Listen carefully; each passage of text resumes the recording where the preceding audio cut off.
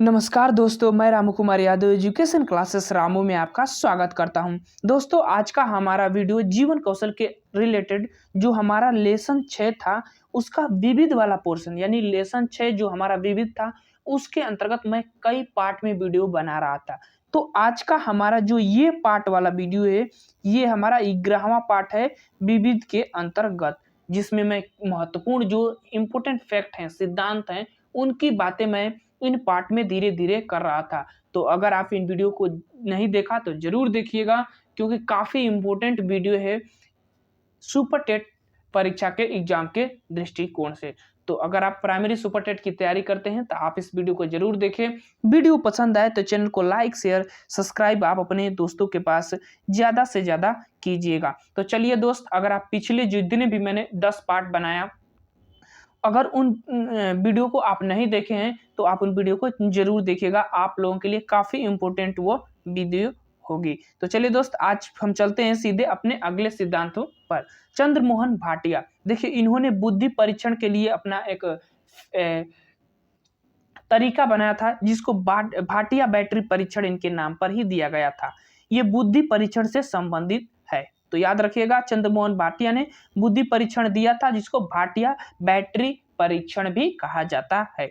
ठीक, अब इसको कहाज का ब्लॉक डिजाइन टेस्ट, ये थोड़ा ये कहाज का ब्लॉक टेस्ट भी कहा जाता है। इसको अलेक्जेंडर का पास एलॉन्ग टेस्ट भी कहा जाता है। ठीक, उसके बाद पैटर्न ड्राइंग टेस्ट भी इसको कहते हैं चंद्रमोहन भाटिया के द्वारा, मतलब कई तरीके से इन्होंने बुद्धि परीक्षण किया था।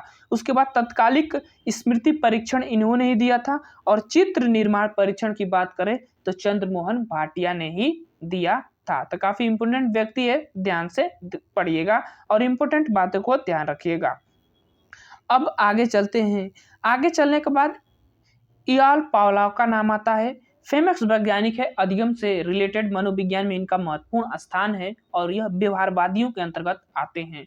इन्होंने अपना एक सिद्धांत दिया था व्यवहार से रिलेटेड, अधिगम से रिलेटेड, जिसे हम शास्त्रीय अनुकूलन या अनुबंधन का सिद्धांत कहते हैं।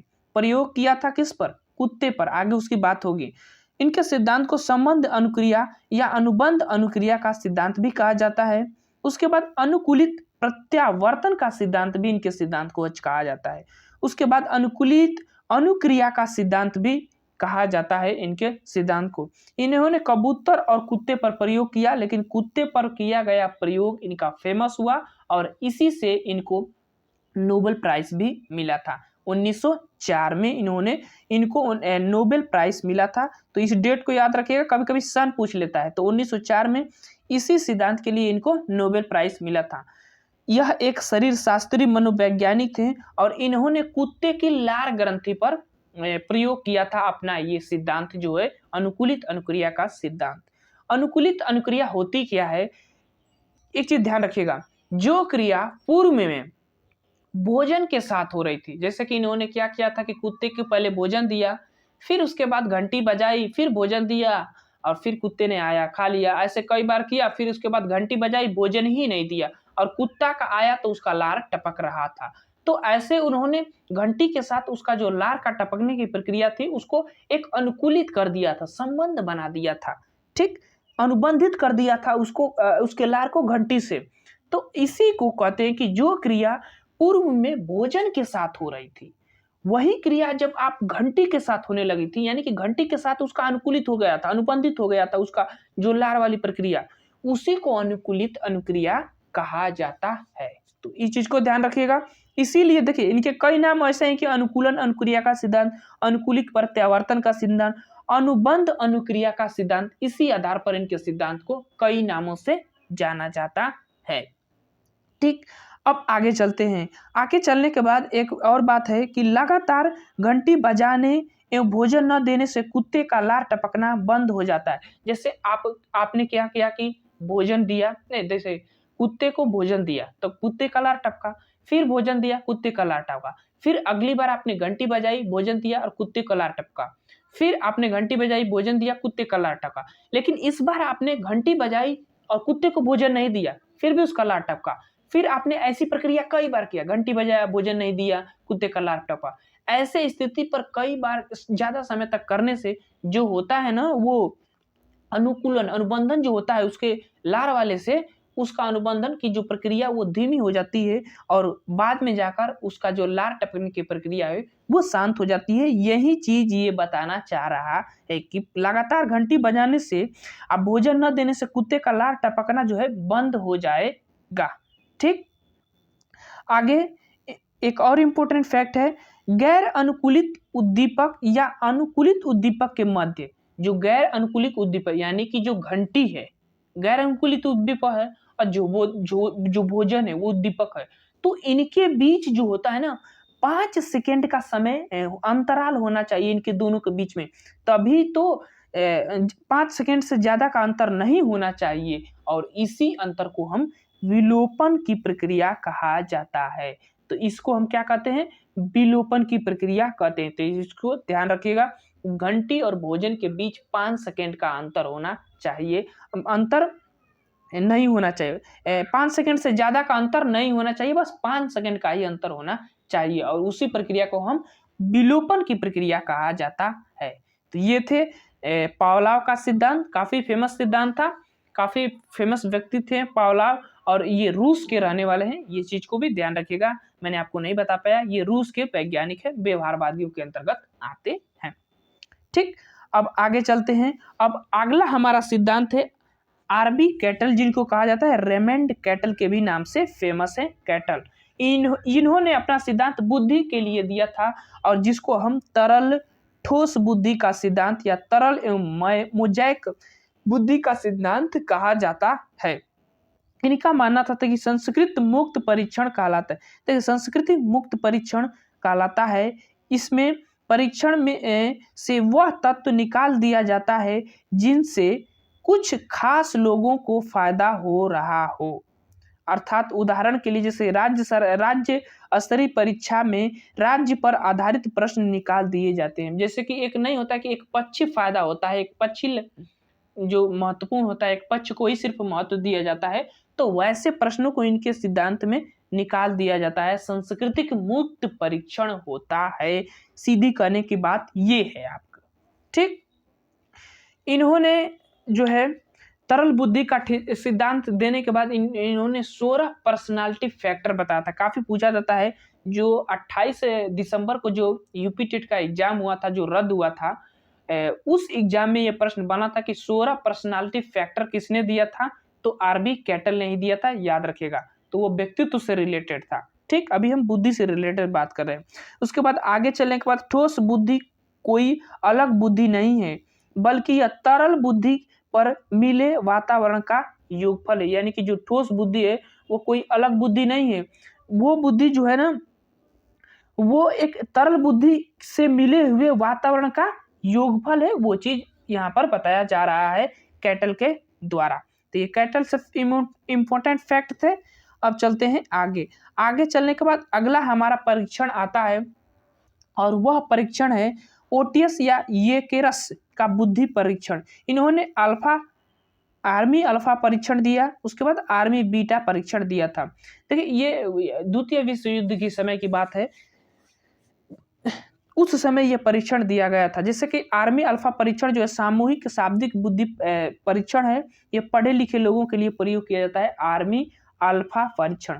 और आर्मी बीटा परीक्षण जो है सामूहिक अशाब्दिक परीक्षण है, और यह अनपढ़ लोगों के लिए प्रयोग किया जाता है। बस इतनी चीजों को आप ध्यान रखिएगा। द्वितीय विश्व युद्ध के समय यह परीक्षण ओटियस एवं येकेरस ने दिया था, 2 व्यक्तियों ने दिया था, ध्यान से रखिएगा। ठीक, बुद्धि परीक्षण के अंतर्गत आता है। कभी कभी ये यहाँ से यही पूछता है कि आर्मी अल्फा परीक्षण कौन सा परीक्षण है, बुद्धि परीक्षण है, व्यक्तित्व परीक्षण है, कि किसका परीक्षण है, यही चीज पूछता है।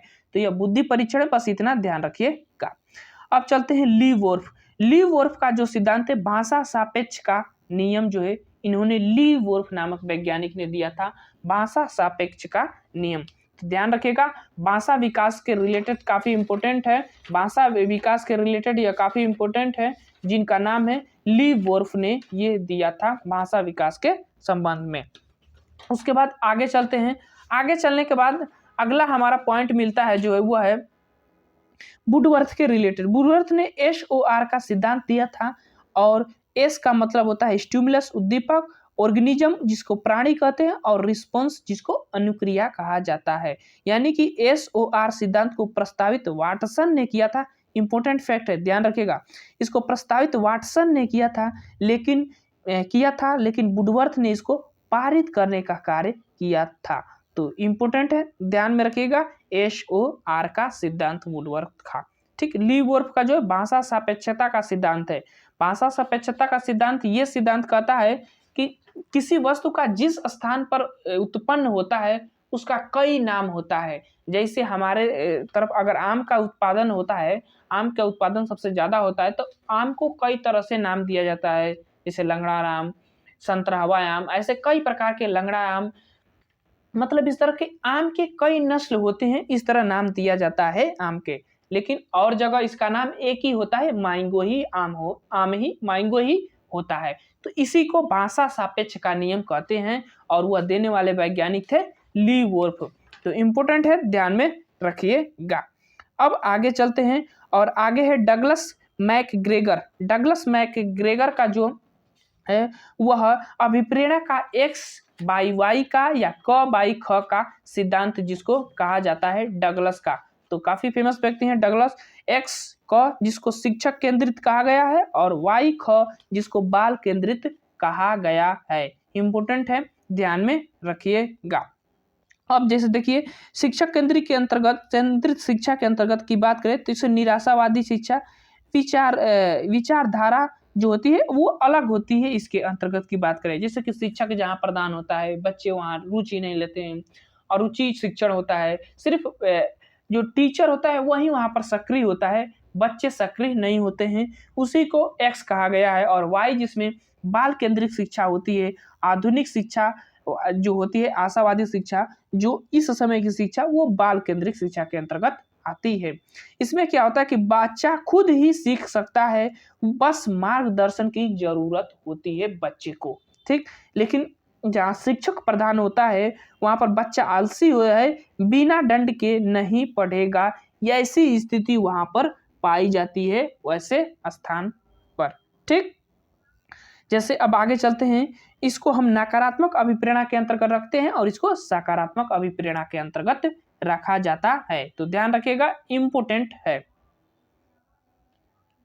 अब चलते हैं आगे, अगला हमारा जेम्स ओसबर्न। जेम्स ओसबर्न काफी इंपोर्टेंट व्यक्ति है और इनका सिद्धांत है मस्तिष्क उद्वेलन विधि, जो है जेम्स ओसबर्न ने ही दिया था। और सृजनात्मकता का परीक्षण जो प्रारंभ करने वाले हैं वो जेम्स ओसबर्न का ही नाम आता है। तो इतना इंपोर्टेंट फैक्ट है, इससे भी याद रखिएगा। तो आज का हमारा जो जितना भी इंपोर्टेंट फैक्ट था, सिद्धांत थे, उसको हमने समाप्त कर दिया।